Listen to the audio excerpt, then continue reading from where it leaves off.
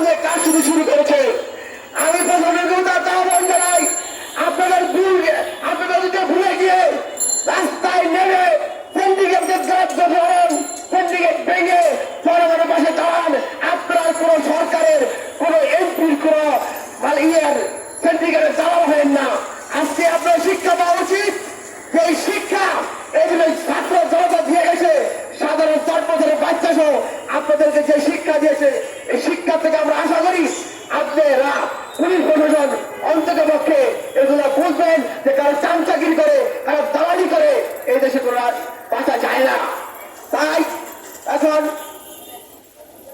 এখন এই সভা পরিচালনা করার জন্য আমাদের নারায়ণগঞ্জ জেলা জাতীয় গার্মেন্টস শ্রমিক সংগঠনের সাধারণ সম্পাদক এস রবুল চৌধুরী যাত্রা আহ্বান।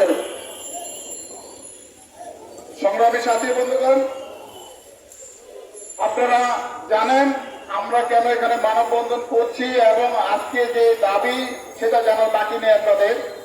আমরা আমাদের সংগঠনের পক্ষ থেকে জানাই যে কিছুদিন আগে শ্রমিকের যে মজুরি নির্ধারণ করা হয়েছে সেটি একেবারে অযৌক্তিক মজুরি।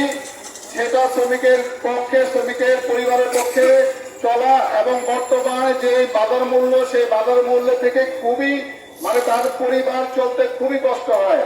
আমরা চাই সুবর্ণ মজুরি, যেখানে শ্রমিক সুবর্ণ মজুরি অর্থ হচ্ছে এক শ্রমিক কাজ করলে তার সন্তান, তার মা, তার বোন বা তার স্ত্রী যদি থাকে, চারজনের পরিবারের একজনের উপার্জনকারী, তাহলে তার খাওয়া দাওয়ার পরে যে টাকা উপার্জন থাকবে এবং কিছু টাকা সে সঞ্চয় করবে, এটা হচ্ছে আমাদের সুবর্ণ মজুরি।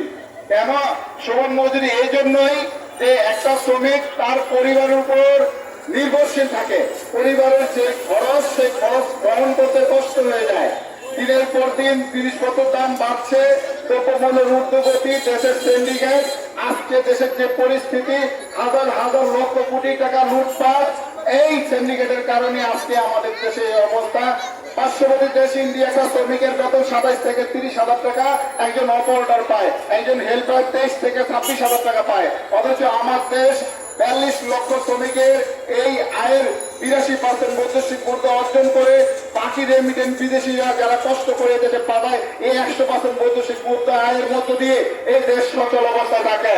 আর এই দেশের টাকা রাতারাতি লুটপাট করে লুটেরা আজকে আমাদের দেশে এই শ্রমিকের কোনো থাকার জায়গা নাই, রেশনিংয়ের ব্যবস্থা নাই, খাওয়ার ব্যবস্থা নাই, সর্বোপরি তারা দিশেহারা।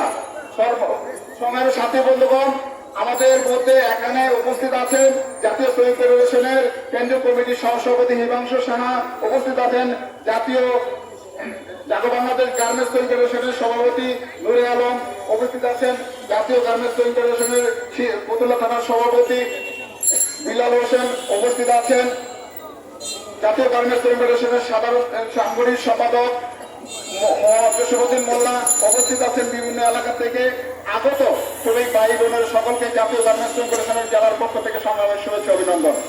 এখন বক্তব্য রাখবেন ফতুল্লা থানা কমিটির সাধারণ সম্পাদক মোহাম্মদ বিলাল হোসেন।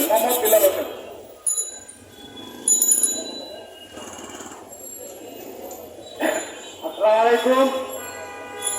আজকের এই মানববন্ধন অনেক রক্তের বিনিময়ে, আমার অনেক ছাত্র ভাইদের রক্তের বিনিময়ে অনেক কিছু এই দেশ আজকে স্বাধীন হয়েছে।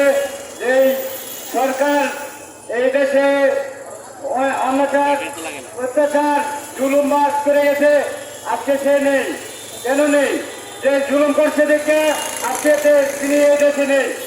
আজকে আমাদের শ্রমিকের দেখেন বিভিন্ন জায়গায়, বিভিন্নখানে, বিভিন্ন দেশে পাশে রাস্তা দেখেন, তাদের ভিত্তি দেখেন বিভিন্ন বেতন ওইখানে দেন 30,000 35,000 টাকা, আর আমাদের দেশে 8,000 টাকা বা 7,000 টাকা 6,000 টাকার বেশি নয়। কেন? বেশিরভাগ সিন্ডিকেটের কারণে, বেশিরভাগ সিন্ডিকেট দালালরা জানি এই দেশে থাকতে না পারে, সেই ব্যবস্থা করা হোক। আজকে এই দালালের কারণে বিভিন্ন জিনিস, তরকারি বিভিন্ন জিনিস আপনি চান, আপনি 100 টাকা 150 টাকার নিচে কোনো তরকারি নাই, বেশিরভাগই সিন্ডিকেটের কারণে। আমরা চাই না যেন আর এই সিন্ডিকেট হোক বাংলাদেশের ভিতরে।